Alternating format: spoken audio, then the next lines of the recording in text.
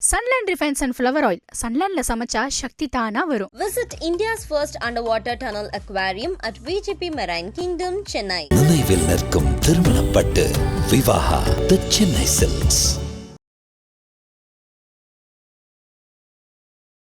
சைது துரைசாமி அதிமுகவில் எம்ஜிஆருடைய மிக தீவிரமான ரசிகர். அதிமுக உருவாவதற்கு வித்திட்டவரே சைது துரைசாமி தான்.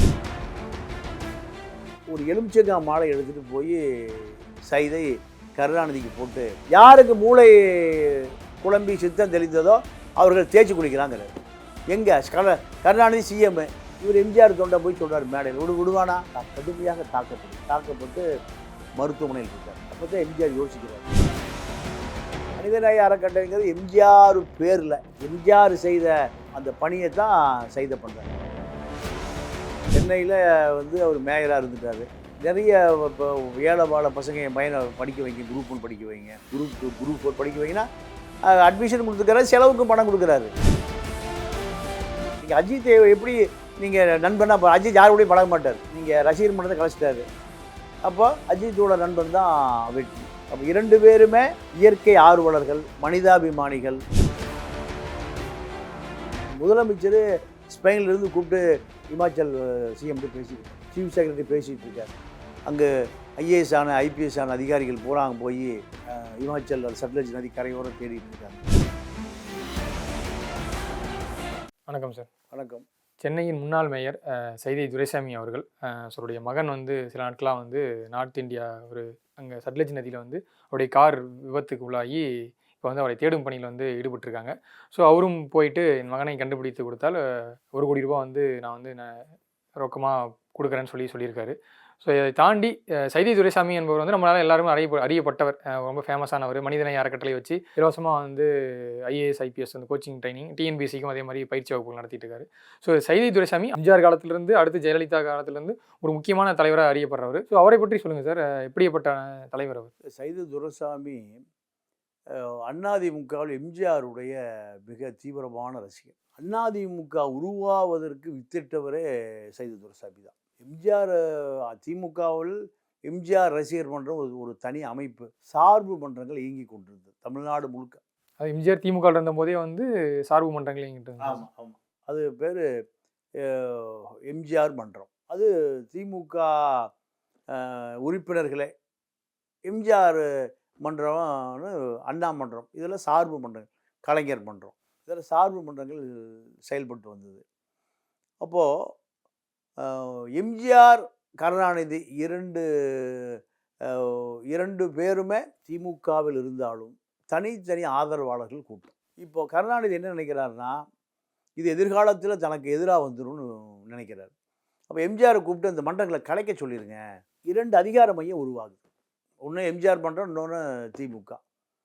எம்ஜிஆர் மன்றம் திமுகவுடைய கட்டுப்பாட்டில் வரல, திமுக கட்டுப்பாட்டில் எம்ஜிஆர் மன்றம் வரல.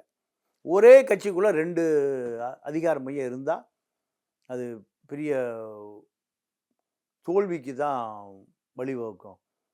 இதை கலைக்க சொல்லுங்க. எம்ஜிஆர் கலைக்க சொல்லி அறிவிக்கிறார் ஒரு மேடையை விட்டு இறங்கி கீழே வர்றாரு. வரும்போது துரைசாமி போய் சொல்கிறாரு, அண்ணா தப்பு பண்ணிட்டீங்க தலைவரை, நம்ம திமுக காரர்களால் அதிமுக எம்ஜிஆர் மன்ற ஆட்கள் புறக்கணிக்கப்படுகிறார்கள். திட்டமிட்டு இவர்கள் கவுன்சிலர் சீட் கொடுக்கறதில்ல, திட்டமிட்டு எந்த பதவியும் கொடுக்கறதில்லை, திட்டமிட்டு நடக்குதுங்கிறார். அப்போது எம்ஜிஆர் அதிர்ச்சி ஆயிடுறார். இல்லை, நீங்கள் தலைவராக நீங்கள் விசாரிங்க, இது தப்பான முடிவுக்கு நீங்களே முடிவு பண்ணி எம்ஜிஆர் தொண்டனை பூரா நடு தெருவில் விட்டீங்கன்னு. எம்ஜிஆர் நைட்லாம் தூங்காமல் மூத்த தலைவர்கிட்ட விசாரிக்கிறார். உண்மை அப்படி தான் இருக்குது, திமுகக்குள்ளே எம்ஜிஆர் ரசிகர்கள் புறக்கணிக்கப்படுகிறார்கள், இது உண்மையாகவே நடக்குதுன்னு சொன்ன பிறகு நீங்கள் அப்போது கருணாநிதி சொல்கிறார், சித்தம் குழம்பியவர்கள், மூளை குழம்பியவன், எலுமிச்சங்காய் தேய்ச்சி குளிங்க. ஏன் திமுக எம்ஜிஆர் ரசிகர் மன்றம் வேறு அல்ல, எல்லாம் ஒன்றா தான் இருக்கும். இதை புரிந்து கொள்ளாதவர்கள் மூளை குழம்பி போனவர்கள்னு சொல்கிறார். அப்போ ஒரு எலுமிச்சங்காய் மாலை எடுத்துகிட்டு போய் சைதை கருணாநிதிக்கு போட்டு யாருக்கு மூளை குழம்பி சித்தம் தெளிந்ததோ அவர்கள் தேய்ச்சி குளிக்கிறாங்கிறார். எங்கே கருணாநிதி சிஎம், இவர் எம்ஜிஆர் தொண்டை போய் சொல்கிறார் மேடையில், விடுவானா? கடுமையாக தாக்கப்படுகிறார். தாக்கப்பட்டு மருத்துவமனையில் இருக்கார். அப்போ தான் எம்ஜிஆர் யோசிக்கிறார், ஓ உண்மையாகவே துரைசாமி சொன்னது உண்மைதான், எம்ஜிஆர் தொண்டர்கள் தாக்கப்படுகிறார்கள். அதே நேரத்தில் அகில உலக எம்ஜிஆர் மன்ற தலைவராக இருந்து முஸ்லீம் புத்தன் தாக்கப்படுகிறார். அப்போது இனிமேல் திமுகவில் எம்ஜிஆர் தொண்டர்கள் இருக்க முடியாதுன்னு அது முடிவுரையும் முன்னுரையும் எழுதியவர் சைதை துரைசாமி. அதிமுக உருவாவதற்கு அடிகோலியவர் சைதை துரைசாமி. நீங்கள் எம்ஜிஆரை சிந்திக்க வைத்தவர், எம்ஜிஆரை யோசிக்க வைத்தவர். இல்லைன்னா எம்ஜிஆர் தொண்டர்களும் அதிமுக உருவாகி இருக்கார். ஆனால் எம்ஜிஆர் மறைவுக்கு பிறகு இவர் வந்து அந்த ஜே அணி ஜா அணின்னு பிரிஞ்சப்போ அப்பயும் வந்து ஜானகி அணி பக்கம் தான் வந்து நின்னாருன்னு சொல்லியும். ஆமாம், எனக்கு நான் திருப்பூர் மணிமாறன் ஒரு மிக தெரிஞ்சவர். அப்போ நான் அவர் கூட இருக்கேன், எம்ஜிஆர் தோட்டத்திலலாம் இருக்கேன் எம்ஜிஆர் உயிரோடு இருக்கும்போது.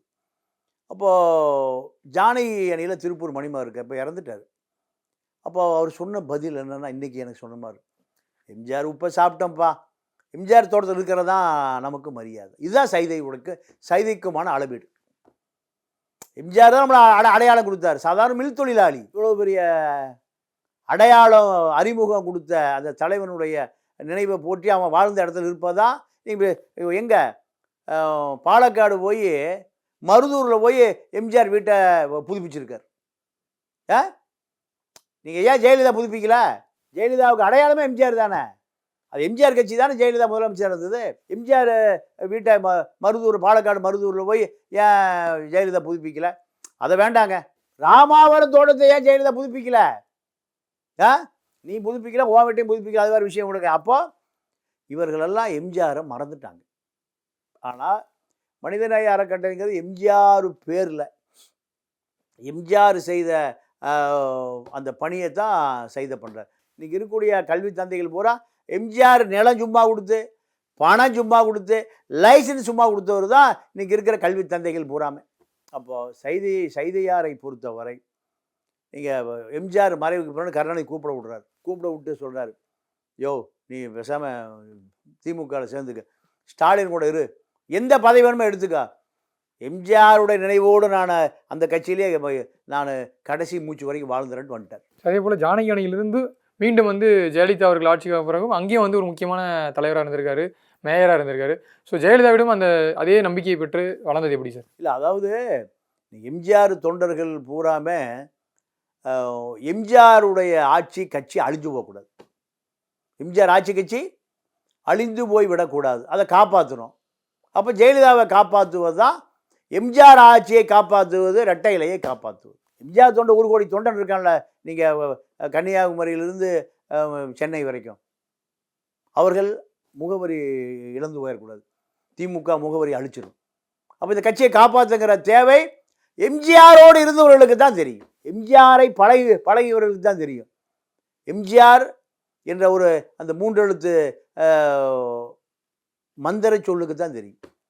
நீங்கள் ஈழ போராட்டத்துக்கு எம்ஜிஆர், காவிரி பிரச்சனைக்கு எம்ஜிஆர், கச்சத்தீவு பிரச்சனைக்கு எம்ஜிஆர், தஞ்சை பல்கலைக்கழகம் 1000 ஏக்கரை கொடுத்ததார் கருணாநிதியை கொடுத்தாரு, எம்ஜிஆர் தான் கொடுத்தார். தேவநாய பாவாணர் மொழி ஞாயிறு அவரை மதுரையில் நடந்த 80 நடந்த உலக தமிழ்ச்சங்க மாநாட்டில் பேச சொல்கிறார். யாராவது நீங்கள் தமிழறிஞனை பேச சொல்லியிருக்காங்களா? தேவநாய பாவாணரை பேச சொன்னவர் எம்ஜிஆர். இத்தனை விஷயங்களும் எம்ஜிஆரால் தான் நடந்தது. அதனால தான் சைதை கடைசி வரைக்கும் இரட்டை இலையாகவே வாழ்ந்துட்டு இருக்கார். இதுதான் சைதையினுடைய அதிமுக அடையாளம். அதே போல் ஜெயலலிதா இருந்தப்போ அவரையே வந்து எதிர்த்து வந்து அந்த போட்டி அதிமுகன்னு உருவாக்குனாரு. அதே மாதிரி இரட்டை இலட்சணத்தை வந்து முடக்கிறதுக்கு ஃபஸ்ட்டு டெல்லி போய் நிறையா வந்து அப்பயும் வந்து ஜெயலலிதாவுக்கு எதிராகவும் செயல்பட்டிருக்காரு சைதை துரைசாமின்னு சொல்லுவாங்க. ஸோ எப்படி சார் அதுக்கு ஏன் எதிராக செயல்பட்டார்? எப்படியாச்சும் வந்து ஜானகி அணி பக்கம் வந்து இந்த இரட்டலை கிடைக்கிறதுக்காக பண்ணாரா? எதுக்காக? ஆரம்பிப்ப ஜானகியோடு இருக்காரு. இந்த அம்மா அரசியலில் தாக்கு பிடிக்காதுன்னு நினைக்கிறாங்க. இந்த அம்மா விட்டுட்டு போயிடும், ஹைதராபாத் திராட்சை தோட்டத்துக்கு போயிடும். அப்போ இந்த கட்சியை காப்பாற்றணுமில்ல. அப்போ வீரப்பன் தான் எம்ஜிஆருடைய கணக்கு போல எம்ஜிஆர் கூட இருந்தவர். இந்த அம்மா பேரம் பேசும், சசிகலா கும்பல்ட்டு இருக்குது, நடராஜ கும்பல்ட்டு இருக்குது, இது எடுத்தேன் கவிழ்த்தேன்னு போயிடும். அப்போ அதிமுகவுக்கு ஒரு அடையாளம் இல்லாமல் போயிடும்.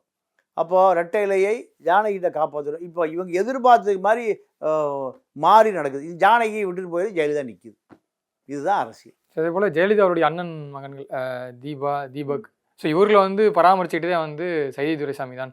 ஏன்னா வந்து அவங்க வந்து நேரடியாக வந்து பாய்ஸ் கார்டனுக்கு வர முடியாதப்போ இவர் வந்து ஜெயலலிதாவுடைய நம்பிக்கை பெறத்துக்காகவே வந்து அண்ணன் மகளாக இருந்தாலும் ஜெயலலிதாவுக்கு வந்து இவர் முன்னின்று தான் அந்த பாதுகாப்பெல்லாம் கொடுத்தாருன்னு சொல்லியும் தகவல் வருது. அது இல்லை, அதாவது உதவின்னு கேட்டால் செய்கிறது அவருடைய இயல்பு தானே. அது யார் நீங்கள் சென்னையில் வந்து அவர் மேயராக இருந்துட்டார். நிறைய இப்போ ஏழை பால பசங்க என் பையனை படிக்க வைங்க, குரூப் 1 படிக்க வைங்க, குரூப் 2 குரூப் 4 படிக்க வைங்கன்னா அட்மிஷன் கொடுத்துக்கிறாரு, செலவுக்கும் பணம் கொடுக்குறாரு, இலவசமாக தங்கி படிக்கிறது. ஆமாம். அப்போ அது சரி, நம்ம சாதாரண தொழிலாளியாக இருந்தோம். எம்ஜிஆருடைய அடையாளத்தின் காரணமாக நம்ம மேயர் ஆனோம், எம்எல்ஏ ஆனோம், இவ்வளோ பெரிய உயரத்துக்கு வந்திருக்கோம். அப்போ அந்த நன்றி விசுவாசத்தை மக்களுக்கு ஏதாவது செய்வோம். சைத கிட்டுன்னு சொல்லுவாங்க. இப்போ அடுத்து சைத துரைசாமி. கிட்டு இல்லை, கிட்டு கட்ட பஞ்சாயத்து பண்ணியே காணாமல் போயிட்டார், இறந்துட்டார். ஒரே பொண்ணு டாக்டர். அந்த பொண்ணு போய் எங்கேயோ நார்த் இந்தியா போயிடுச்சு. அப்போது சைதாப்பேட்டை டி நகரில் இருக்கக்கூடிய ஆட்களை தவிர சென்னையில் இருக்கிற எல்லாருமே 24 மணி நேரம் போய் நீங்கள் சைதை வீட்டை தட்டலாமே, துரைசாமி வீட்டை தட்டலாமே, அண்ணா உதவி எனக்கு இதை செய் அதை செய்யினா அவர் என்ன நினைக்கிறாரு? சரிப்பா, எல்லாம் இந்த அதிமுகக்காரன், அதிமுக தொண்டை, அவன் எங்கே போவான்? போயஸ் தோழனையை போய் தட்டுவான், சசிகலா ஊட்டையை போய் தட்டுவான், நடராஜன் ஊட்டையை தட்டுவான், சுதாகரன் ஊட்டையை போய் தட்டுவான், வர்றான், இதை முடிஞ்ச உதவி செய், இதை செஞ்சுட்டு. இவர் எப்படி சார் இப்போ நீங்கள் சொன்ன மாதிரி அதிமுக இருந்தாங்கன்னா வந்து கல்வி தந்தைகளாக வந்து ஒரு கல்லூரி ஆரம்பிச்சுட்டு போயிட்டாங்க. ஆனால் இவர் வந்து மட்டும் டிஃப்ரெண்ட்டாக மனிதன் என்ற பேரில் வந்து இலவச IAS IPS அந்த கோச்சிங் சென்டர் ஆரம்பிச்சிருக்காங்க. ஐடியா எப்படி வந்துச்சு? இல்லை, அவர் அதாவது இந்த கல்வினா காசுக்கு விற்கணும், எல்லாம் விஐடி விஸ்வநாதன் மாதிரி, JPR மாதிரி, அதில் அவருக்கு உடன்பாடு இல்லை. அப்போது இது நீங்கள் கல்வி கண்ணை திறந்து விட்டால் காமராஜர் சொன்னது போல தான் இந்த குடும்பமே சந்ததியே பொழைச்சிக்கும். அதுக்காகத்தான் அது நீங்கள் காலேஜ் கட்டினா காசு வாங்கணும், அது ஒரு வியாபாரமாக போயிடும். இது சமூக சேவையாக இருக்கும். அதனால தான் இந்த முயற்சியை அவர் செய்கிறார். அது அவருக்கு பிடிக்கும். அவர் நினச்சதுனா 100 காலேஜ் கட்டியிருக்கலாம். நீங்கள் சாராய Udayar college, JPR, AC Shanmugam, Jagathrakshakan எல்லாம் அதிமுக ஆளுக்கு தானே. இவங்கெல்லாம் அதிமுக வர்றதுக்கு முந்தைய அவர் அதிமுக. ஆனால் அதை அவர் செய்யலை. ஏன் செய்யலை? இது எம்ஜிஆருடைய எண்ணத்தின்படி கல்வியை விற்கக்கூடாது, மருத்துவத்தை விற்கக்கூடாது. நம்ம அதை செய்வது எம்ஜிஆருக்கு செய்கிற துரோகம். அதனால் நம்ம இந்த மனிதநேய அறக்கட்டளை மூலம் நல்லா இப்போ படிக்கிற இளைஞர்களை IAS-ஆ, IPS-ஆ, IFS-ஆ, இந்தியன் ஃபாரின் சர்வீஸா, ஃபாரஸ்ட் சர்வீஸா, இந்தியன் ரெவன்யூ, இதை செய்வோம்னு அவருக்கு மனநிறைவோடு இதை செஞ்சிட்ருக்கார். ஸோ அதே நிலையில் தான் வந்து இன்றைக்கி வந்து இன்றைய சூழ்நிலையில் அவருடைய மகன் ஒரு விபத்தில் சிக்கி இப்போ வந்து அவருடைய கண்டுபிடிக்கும் பணியில் வந்து ஈடுபட்டிருக்காங்க. ஸோ வெற்றி துரைசாமி அவர் ஒரே மகன், அவரும் வந்து மனிதநேயம் அறக்கட்டளை, அவர் இயக்குனர், ஸோ இந்த மாதிரியும் வந்து செயலாற்றிட்டு தான் சொல்கிறாங்க. ஸோ அதை பற்றி சொல்லுங்கள் சார். இவங்க வந்து அவர் மகன் வந்து 4வது நாளாக இன்றைக்கி வந்து தேடிட்டு இருக்காங்க. ஸோ எந்தளவுக்கு அவருக்கு ஒரு மிகப்பெரிய இழப்பாக இருக்கும் சைதை துரைசாமி? அவர் இதில் நிறைய மனிதாபிமான உதவி செய்தவருக்கு இப்படி ஒரு இக்கட்டு வரக்கூடாது. நீங்கள் ஒரே பையன், எந்த கெட்ட பழக்கம் இல்லாத பையன், சினிமா ஆர்வம், அஜித்தோட நெருங்கிய நண்பன், உலகம் முழுக்க இயற்கை நேசிக்கக்கூடியவன், அதை விட நிறைய பறவைகள், விலங்குகள், இப்படி இயற்கை ஆர்வலர். நீங்கள் அஜித்தை எப்படி நீங்கள் நண்பனா? அஜித் யாரோடையும் பழக மாட்டார். நீங்கள் ரசிகர் மன்றத்தை கலைச்சிட்டாரு. அப்போ அஜித்தோட நண்பன் தான் வெற்றி. அப்போ 2 பேருமே இயற்கை ஆர்வலர்கள், மனிதாபிமானிகள், ரசிகர்களே இல்லாமல் சினிமாவில் நடிக்கிற வேலையை பார்த்து போயா, ஏன் கூட்டம் சேர்த்துற, இப்படி சொல்லக்கூடிய ஒரு நல்ல யதார்த்த பழக்கம் அஜித்துக்கு. அதே தான் வெளியே தெரியாத இயற்கை ஆர்வலர் வெற்றி. அவரும் நேரடி அரசியலையும் ஈடுபட்டது கிடையாது. ஆமாம் ஆமாம். அப்போது இது வந்து இந்த சோக செய்தி சைதையாரை மட்டுமல்ல, அவரோட நெருங்கி பழகியவர்களை மட்டுமல்ல, அதை தாண்டி நீங்கள் முதலமைச்சர் ஸ்பெயின்லேருந்து கூப்பிட்டு இமாச்சல் சிஎம்கிட்ட பேசியிருக்கார், சீஃப் செக்ரட்டரி பேசிகிட்டு இருக்கார். அங்கே IAS ஆன IPS ஆன அதிகாரிகள் பூரா அங்கே போய் இமாச்சல் சட்லஜ் நதி கரையோரம் தேடிட்டு இருக்காங்க. ஆதிவாசிகள்கிட்ட அறிவிக்கப்பட்டிருக்கு 1 கோடி ரூபா உங்களுக்கு சன்மானம் அறிவிக்கப்பட்டிருக்கு.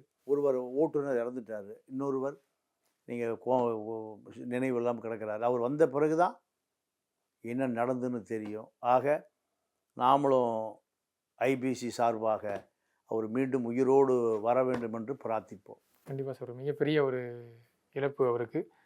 எல்லாருமே எதிர்பார்க்குறது தான், எப்படியாச்சும் வந்து அவர் மீண்டும் வந்துடணுன்ட்டு. நேரம் ஒதுக்கி அவரை பற்றி நிறைய தகவலை ஷேர் பண்ணிட்டீங்க. உங்கள் நேரத்துக்கு ரொம்ப நன்றி சார். நன்றி, வணக்கம். Sunland refined and flower oil. சன்லேண்ட்ல சமைச்சா சக்தி தானா வரும். Visit India's first underwater tunnel aquarium at VGP Marine Kingdom, Chennai. நினைவில் நிற்கும் திருமணப்பட்டு விவாகா தி சென்னை சில்க்ஸ்.